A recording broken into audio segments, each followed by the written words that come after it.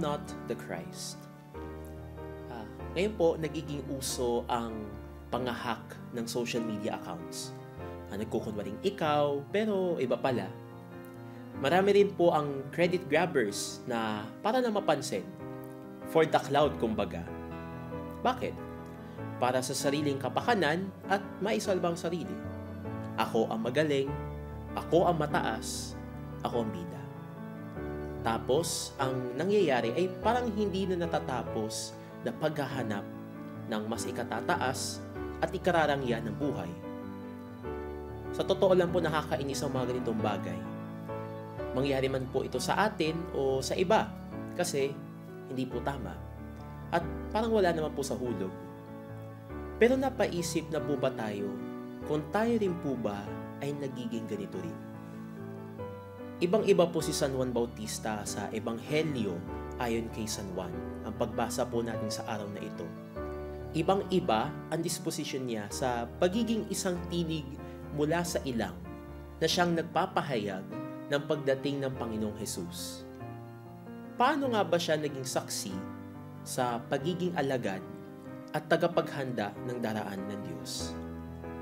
Let me then share with you some points for reflection. 3 M's para mas madaling tandaan. Si Juan ay may pagkakakilala sa sarili. Hindi po siya cloud chaser. Kilala niya po kung sino siya.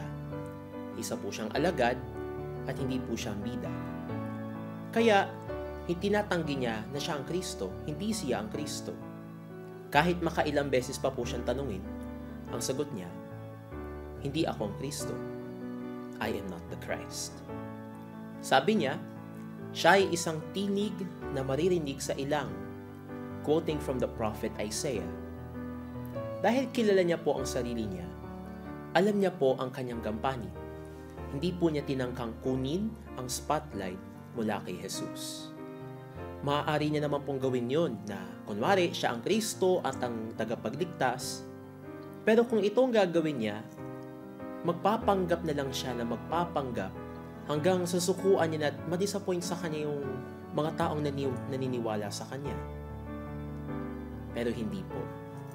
Nanatiling totoo si San Juan sa kanyang pagkakakilanlan at misyon. Dahil kilala niya po ang kanyang sarili. Tayo po ba?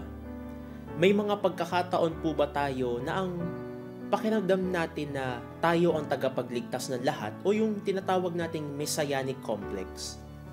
Yung kaya ko lahat ng bagay na minsan hindi na po nakikita kung para sa atin pa po ba yung tungkulin o yung pagkakakilanlan na ito? Tunay nga po bang kilala natin ang ating sarili? Pangalawa, may galak na naghihintay sa Diyos.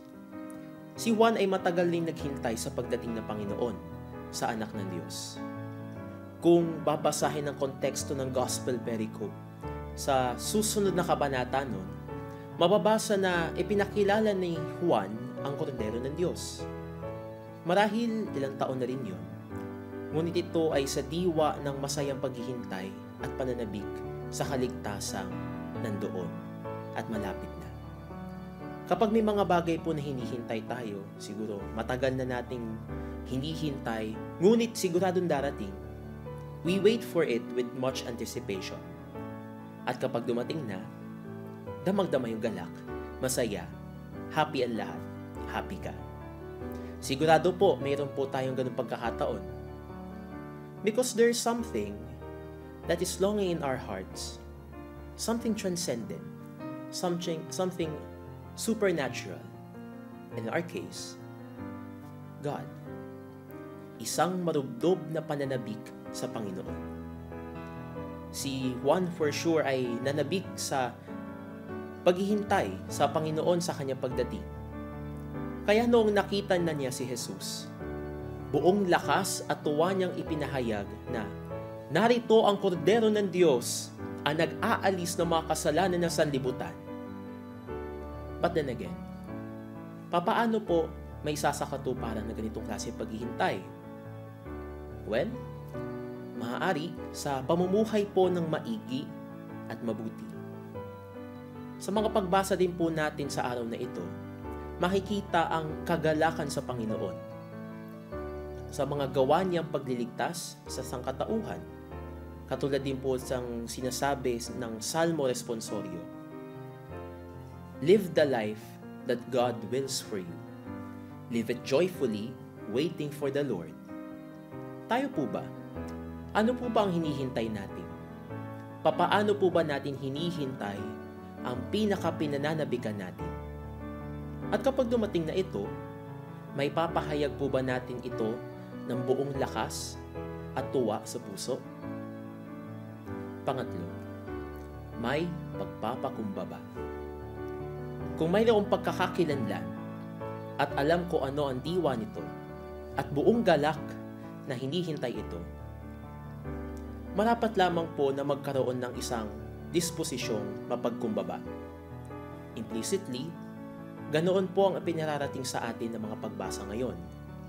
Hindi rin nagkakaroon ng galak sa puso kapag wala ang pagpapakumbabang may kakulangan sa buhay na mayroon ngayon. The humility to accept that we are all weak and helpless creatures, dependent on God alone, is vital in living this life on earth. May kapakumbabaan rin ang kailangan na makita na hindi tayo ang bida sa ilang pagkakataon.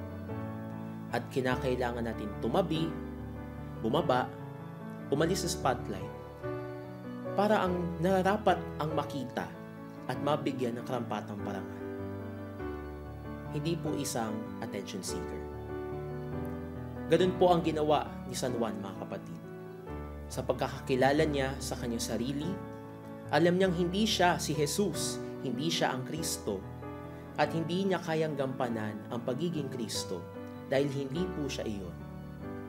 Hindi niya po itinuon ang atensyon sa kanyang sarili. But then again, we go back to the question, nakikita po ba natin minsan ang ating sarili na ganito? Minsan, cloud chaser po ba tayo?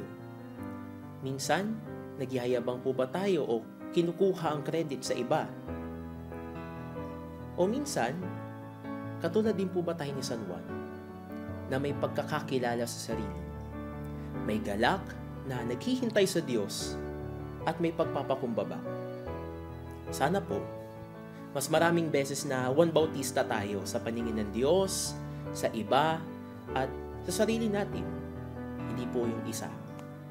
Sa nalalapit pong Kapaskuhan, sa kapanganakan ng ating Panginoong Hesukristo, sana po manatili sa atin ang mga disposisyong ito upang masalubong natin ang Prinsipe ng Kapayapaan, ang Kordero ng Diyos, ang Diyos na sumasa atin ng may buo, may galak, at may kapakumbabaan.